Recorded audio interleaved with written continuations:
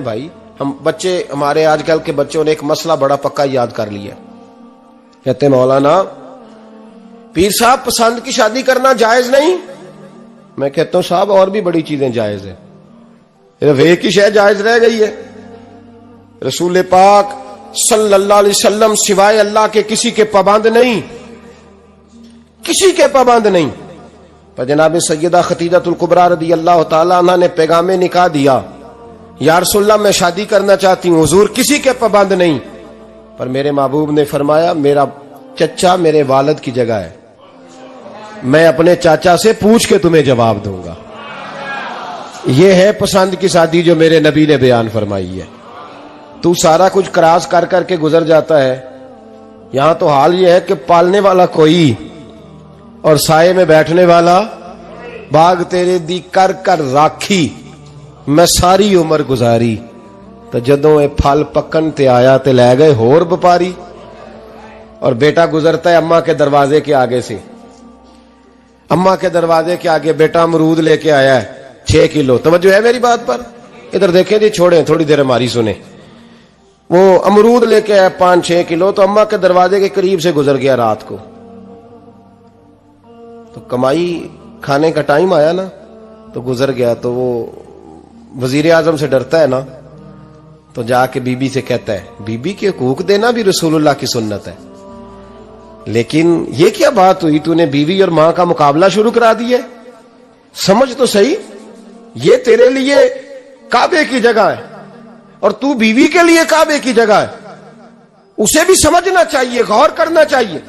5 کلو امرود لے کے تو ماں کے کمرے کے قریب سے گزر گیا ہے.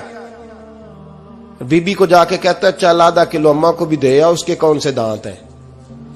تو پلیٹ میں ڈال کے وہ لائی ہے. تو سمجھا ہی نہیں، تو نے غور ہی نہیں کیا. بندہ تو وہ ٹھیک نہیں تھا، نپولین. پر کسی نے اس سے پوچھا تھا بتا زندگی میں پیسے لینے کا مزہ کب آیا؟ اس نے کہا کہ مجھے مزہ تب آتا تھا کہ میں اپنی ساری کمائی لا کے اپنی اماں کے ہاتھ پہ رکھتا تھا، اور پھر جب میں اپنی ماں سے تھوڑا تھوڑا خرچہ لیتا تھا نا، تھوڑا تھوڑا. توجہ ہے میری بات پہ؟ اماں جی 10 روپے دے آجے.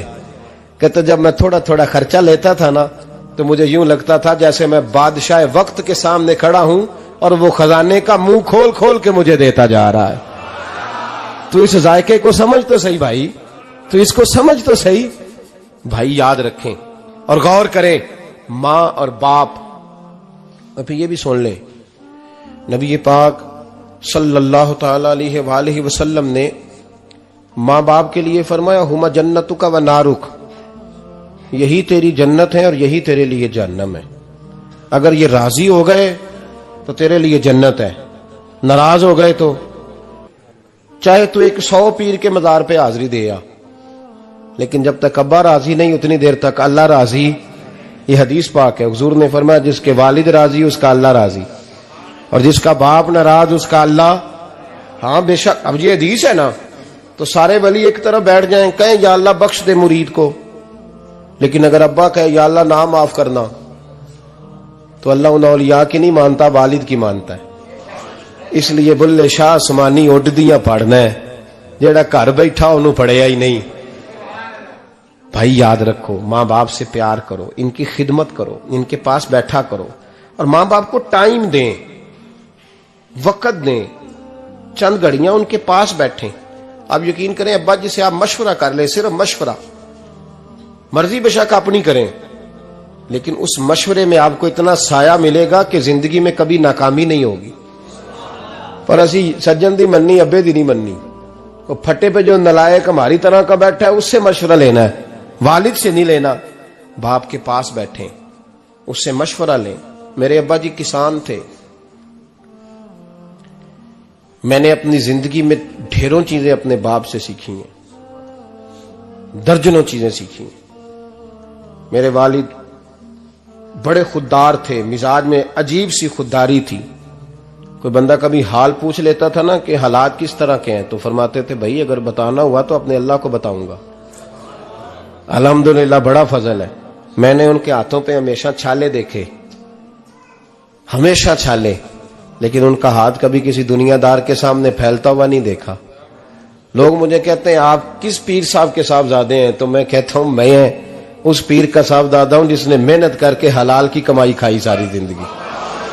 یہ لوگ پیر نہیں ہوتے، یہ مرشد نہیں ہوتے، اور میں نے درجنوں چیزیں سیکھی ان سے. تو سیکھنے تو بیٹھ، تجھے ہزاروں چیزیں ملیں گی.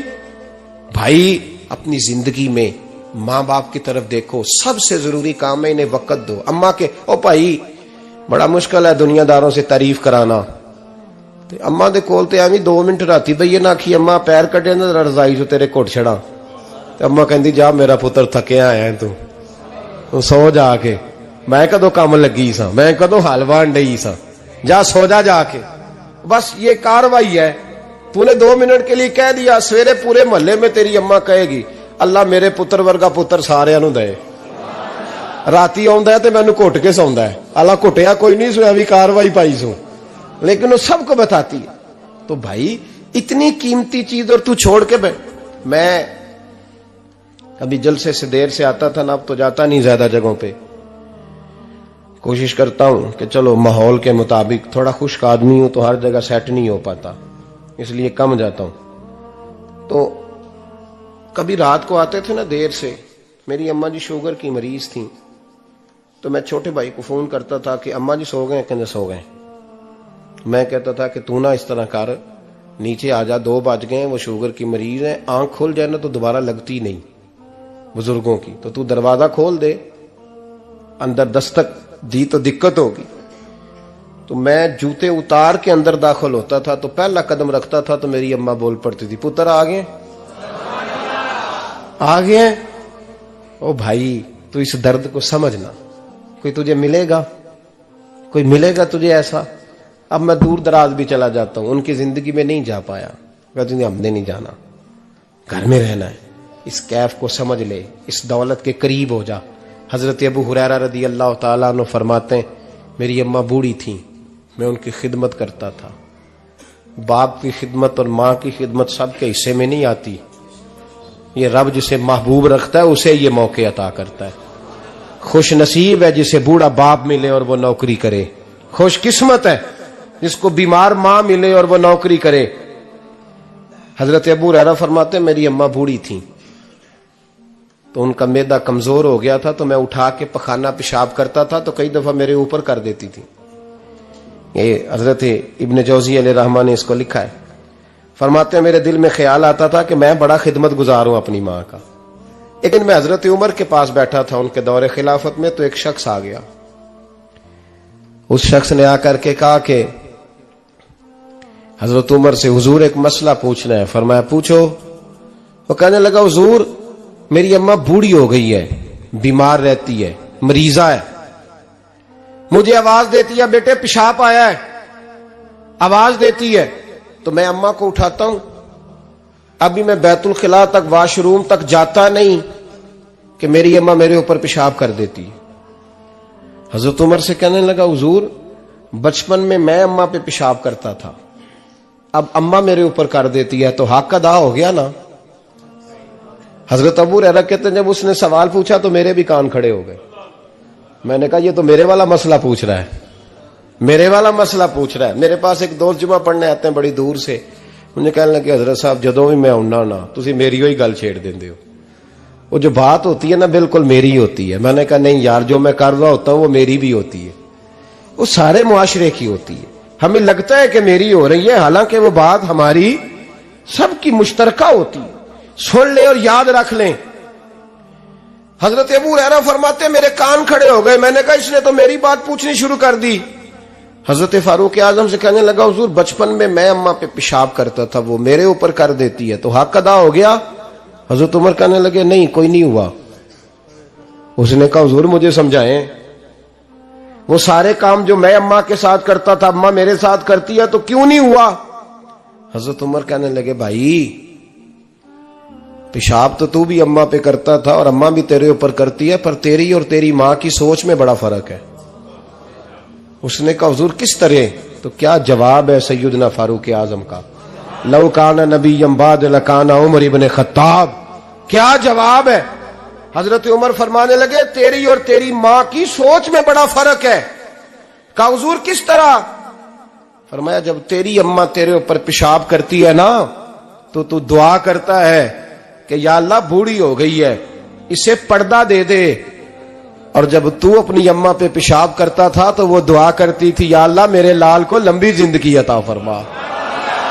فرمایا یہ تیرا اور اس کا فرق ہے، تو پردے کی دعائیں